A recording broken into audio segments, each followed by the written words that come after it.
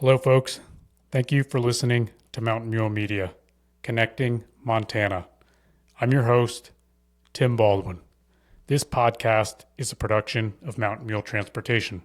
It was created to help locals and travelers connect more deeply with the businesses and people who make Montana such an incredible place to live and visit. In each episode, I sit down with Montana business owners and community leaders to hear the story behind their work, how they got started, what they've built, and how they help create a better experience for both residents and visitors. If you enjoy this podcast, please subscribe on your favorite platform. And if you use any of the services or businesses you hear about here, let them know you heard about them from Mountain Mule. And when you need private transportation with Montana's hospitality, please think of Mountain Mule Transportation. Thank you for your support, and I hope you enjoy the show as we keep connecting Montana. Amy McGann, Unbridled Form. Thanks for being here. Thanks for having me. Tell me, what is Unbridled Form? What do you do? Well, I help business owners create a brand and website that feels like them and helps them reach more of the people they're meant to serve. But really beyond design, I help people figure out what's really the story underneath their work and the way they show up for their people naturally. And then we figure out the way to embody that visually in every written word, in every in-person experience they give their people, so that everything about their business feels like an authentic reflection of them. Okay. So what does that look like if I'm a business or any business or business owner reaches out to you? What are they reaching out for? Where do you start? And how do you help them? Yeah, so most of the time these days, people are reaching out to me specifically saying, I want help figuring out the story of my brand and business. But a lot of folks also just say, I want a great website, or I don't like my logo anymore. I don't want to send people to my website. I'm embarrassed by my business cards, and I want something better. So that might be the focus, but what we do is a big deep dive into why they started doing what they do, how they naturally show up for their people, how they want people to feel when they interact with their business. So like with the example of Mountain Mule, and we work together, so you know this, but when we were building the website, we not only just thought about what services are we putting on there. Do we want people to fill out a contact form? Like not just the technical stuff, but how do we want people to feel when they get on the website? What kind of experience do we want to give them? How supportive should it be? How inspiring or tied to the West it should be? How expansive? Things like that. And then we source inspiration from both inside of and outside the industry. So we're looking for, inspiration in some not obvious ways. And embodying that in a unique presence that helps them stand out, because it's not all about standing out on price. You can stand out on so many other things, like your unique story and the way you serve people. Okay. So, I mean, how do you start with any of this? Like, give me the short deep dive on how do you do, Tactically, the process? What is the process? Just because speaking personally, I think on an almost unconscious level aware of the deep connection between my business and myself as a person. And how should people think about that, and how should they approach that? Is it always necessary in every business? And how do you approach it when people come to you? Yeah, it's not always necessary that, say, the founder, the current owner, the main person running things, they don't always have to be like the face of the brand. They don't always have to tell their whole life story. There's two routes you can go. Either you can make yourself as like the main service provider or what have you, a big focus of the brand and tie in your story. And that works really well for businesses, say like mine, that have a really intimate collaboration style where you're working really closely with someone.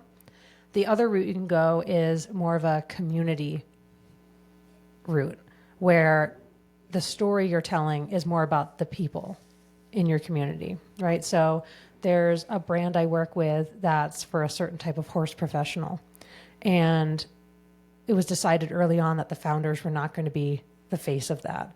So we made their community the face of that. And so their content is driven by the people in their community. They record their own content, and the help resources are driven by that. They contributed to the merch line and wrote like the taglines that are on the hoodies and the bags and everything, instead of us just saying, we're going to design for them. We're going to tell our story.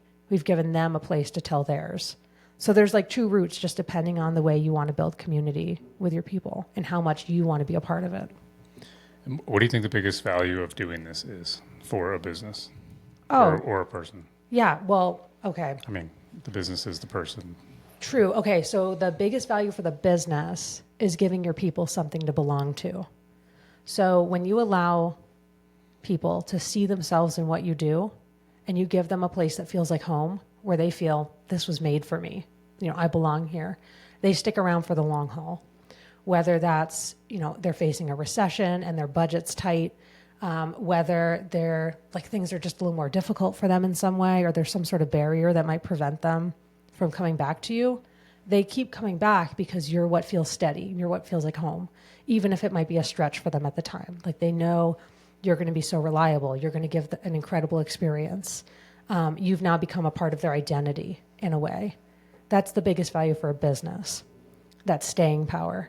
And then for, say, a business owner, I mean, yeah, entrepreneurship and running a business can feel like a therapy practice sometimes in how much you have to explore yourself and grow. And so doing this deep dive, you're really getting clear on really what are the values I'm bringing to the table as a leader of this, and what am I putting out into the world, and who am I because of that? And there's a lot of identity wrapped up in there too. So it can be really cathartic and clarifying for people to go through this and shake up old stories they've had, figure out what really is my purpose here. And that's a really special space for me to hold for folks to get beyond, okay, I'm not just a photographer capturing moments. I'm helping people see themselves truly for the first time in maybe years or their whole life. What's that deeper story of the way I serve people? And that's really special to be a part of. Okay, so it's basically like therapy. Yeah, just not licensed.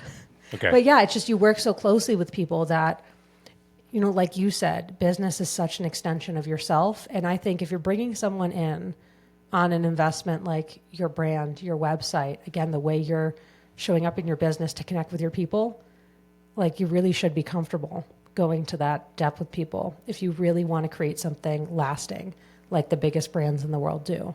They really get deep and clear on these things like values, mission, the way people feel, the way people identify with what you do.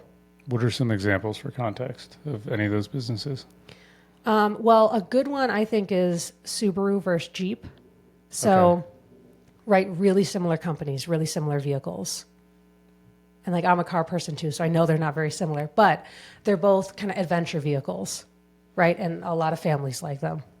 But the difference is instead of both of them saying, we're adventurous vehicles for people who like to explore and go out and hike, Jeep really leads into the adventure, the ruggedness. And then Subaru leans into more of a caregiver, guardian, protector, loving story, right? You have the tagline for Subaru, love, it's what makes a Subaru. And then all their commercials are about their safety features. They feature families and their dogs, and it's a lot more like loving, caregiver, protector, centered brand. Whereas Jeep is like all about the exploration, the new trails, things like that. So as you start to see those brands in the world, you might notice that difference where they're both like all-wheel drive, four-wheel drive adventure vehicles, but the story they're telling is different. Yeah, interesting. Yeah. And that gives people something different to belong to, right? Because in a certain season of life, having your kids and your family and wanting to go out into the world together, you might be focused on the coolest looking, like stockiest looking vehicle that's handling whatever terrain. But you also might, in that season, want the safest one that still lets you get there. So it's speaking to people in the season they're in is really what this whole branding, storytelling, deeper level is all about versus just saying, we have an outdoors car, this is what it cost, these are the features. So this, in theory, should make a lot less of a transactional experience and more of a personal, intimate experience for the customers and the business owner. Exactly. And that's why you have things like the Jeep Wave or families that all have Subarus, and they just keep getting a new one every 10, 20 years or something. It's what keeps people loyal, keeps people being a part of a community, and keeps them recommending you to everyone they know.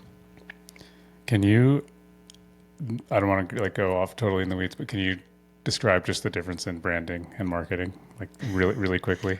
Yeah, Because sure. I feel like those get so intermingled and mixed around.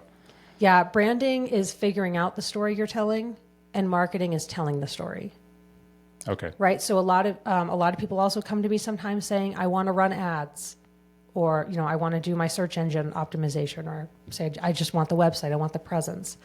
And what I always say is, let's look at the deeper story first, because you can just put any message out there, anything you think might be working, what you see other people doing, which is not what I would advise, is just copying other people, because what works for them won't always work for you. And also, that's not a super authentic way to show up for your people. But when you look at that deeper story, you have the opportunity now, when people see what you're doing, hear what you're doing, you're giving them, again, something to belong to, because you've done that work. Okay. Who is this for? Like what type of business owner in what stage of their business? And is there anyone you say, hey, we shouldn't work together right now, or you're not ready for this? What's the gauge for who this is for? If anyone should reach out. Yeah, I work with a lot of photographers, creators, designers, people who are serving clients in some way and want a really soulful artistic experience. But anyone in their business should be doing this work and finding someone whose process that they, really connect with, and someone who's specialized, say, in their industry or their world. This is not totally unique to just me. Those are the people I serve. So, yeah, definitely work anyone should do. At any time or stage in their business, this can be done? It depends. So when I work with folks at this point in my career, I mostly work with people who have discovered their work in the world, right? They've shown up, they've tried something. Maybe it's been a DIY website and logo. Maybe they worked with someone in the past, but they're at a deeper level of business, and they're really looking beyond what do we offer. And again, what impact do we want to have in our community? How do we want our people to feel? And so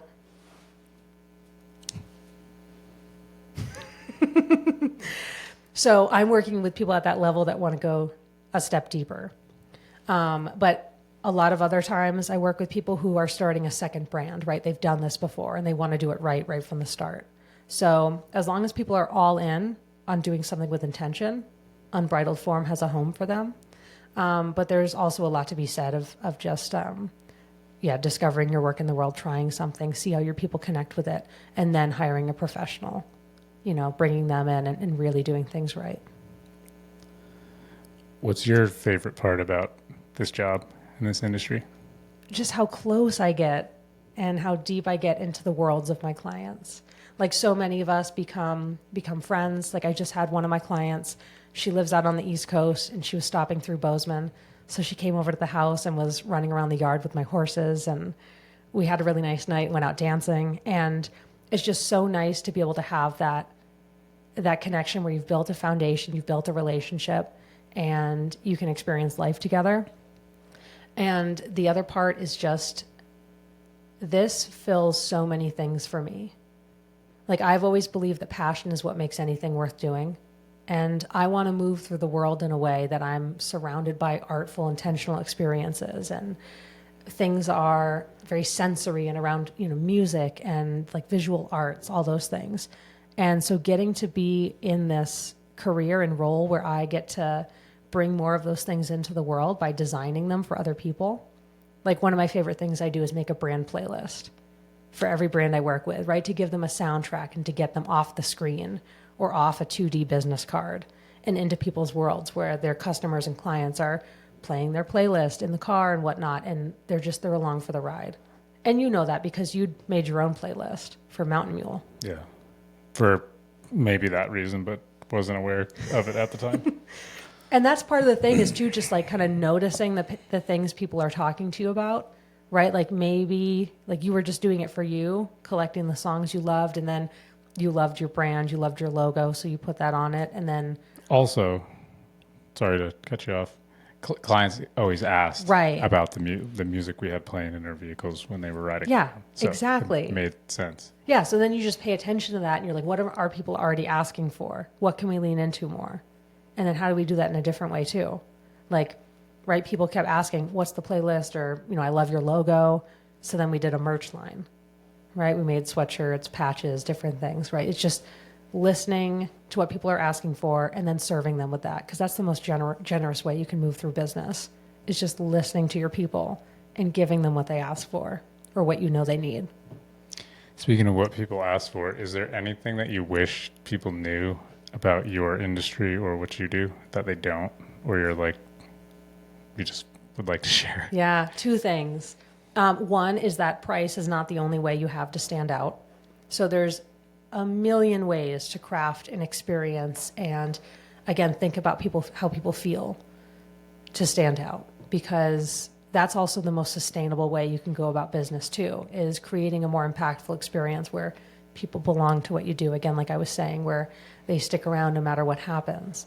The other thing is that when we talk about storytelling and branding, like, what's your brand story? What's your story as the founder? You don't have to have this dramatic story where you overcame something or you only started with $5 in your pocket and now you're where you are today and it's this great success story and look at all this. We all have stories, we all have experiences that have shaped our lives up to this point and, are going to come in the future. That is not something that's unique to only the most interesting people. So I would encourage people to think about just, why do you do what you do? Like you asked me, what's your favorite part? What lights you up about what you do? There's a story there. How do you serve your people? There's a story there. And those are the really important foundational things that help you stand out and help you do more of what you love when you lean into those stories. Yeah, I can totally relate, because that's why I got into this in the first place. The podcast started with Kyle in this because everyone does have a cool story. Usually it's very interesting to hear because you have no idea just, what they went through, who they are, and you instantly form a new connection. At least I can agree with or attest to everyone that's sat where you're sitting, I have a better connection to. And then to do this for Mountain Mule, to hear the businesses, to be able to hear their business story and their why and some reasoning and what they do, and then share that with my clients. I like to believe, and at least for me personally, it gives me a better connection to them a better connection to our entire network of clients, and that's a two-way street, and it's a fun way to live life with that connection. Yeah, and it's so nice to, not just in these in-person experiences, but like, say you're driving from Bozeman to Big Sky and you see all the billboards, right? If we were just seeing billboard after billboard of just like, now hiring, or we're the best, hire us, right? We're just getting all this like marketing words screamed at us. That's a bummer. But when there's art on those billboards, or there's a great story, a great message, it gives us something to look at and be interested in, and maybe connect with something that we didn't know was here, that we didn't know would help us or enrich our lives or something. Yeah, and then when an owner or manager of the business comes and sits down and I can hear their story, it's the next time I see that billboard, how cool is that? How fun is that for? Yeah, so that's the whole idea. Just your brand and website are a bridge between the quality of what you do and the connection you hope to build. And that's where I come in, to just help people find clarity and opportunity around that and have a better time talking about what they do, making it easier to talk about what you do, because that can be really hard. That was well said. I think that should be your soundbite marketing line. Cool. Is there anything you don't like about the industry, or that bums you out, or is like you didn't see coming and you're like, you know what? It bums me out when I see, say, a brand or website agency that serves one specific industry, right? Like maybe they're just for the automotive, or maybe they're just for interior design. And I see so much, like it's great. It's great to work with a specialist. And here I am specializing with photographers and artists. But a lot of times with these specialists, I see that they just apply their brand to all their clients. Like I see. Yeah, you'll start looking at them and you're like, wait, all these fonts are the same. This website is the same for everybody. And yes, my process, my way of working, my style is really curated to a certain type of creative. But also there's plenty of room for that unique expression, right? Like no two of my clients' brands and websites look the same, because they're all they're all layered with those stories and the distinct art of each one of those. So yeah, it bums me out when I see a lot of cookie cutter, bland 2D experiences, because we're all a lot better than that if you just look at us individually as humans, right? Yeah. No two of us are the same, and no two businesses are the same. So it is a bummer when you see a lot of the same everywhere. Yeah, I couldn't agree more. Yeah. It reminds me of some neighborhoods here in town. Yeah, and I get it, because, it makes it more affordable when you can just replicate what you're doing across a bunch of different things. I get it. It's easier, it's cheaper, but I'm here for the more fulfilling. Yeah, very cool. How did you get into this? In 2012, I was a volunteer firefighter, and on my department, there was a national convention coming up, and there was a website competition. And so the chief said, I want someone to redo the website so we can enter it in the competition. And I raised my hand because I was interested in that kind of thing. I'd never done it before. And he said, cool, you have 2 weeks. And so I learned everything I could, possibly in like a week and a half, about building a website. And what I noticed about the site was that it was very informational, right? It said, this is where we are, these are the members, these are our trucks, here's how you can get in touch with us. But the organization I was a part of was so story-led. The founder was still around. Everything about our origin story was so woven into everything we do. And it was such a beautiful organization that had so many people all across the country coming back year after year to be a part of it. It was a college-run fire department, so naturally you graduate and then you move on in life. But just the engagement of the people who'd been through the program, the love we have for each other, the way everyone supports each other, the way the community did, it was so freaking beautiful, and way more beautiful than just this templated 2D informational website.